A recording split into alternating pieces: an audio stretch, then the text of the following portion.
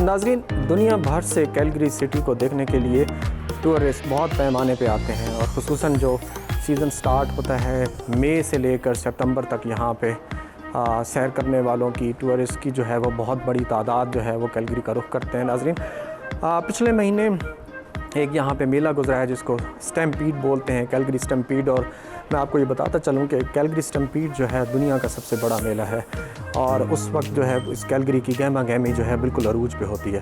तो यही बात है कि कैलगरी को जो है वो खूबसूरत तरीन शहरों में जो है दुनिया के कंसिडर किया जाता है।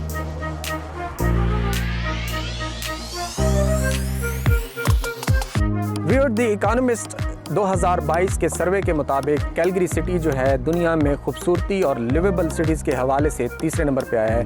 वो क्यों आया है, मेरे साथ इस पार्क और इस शहर की विज़िट करने के बाद इसका अंदाज़ा हो गया होगा।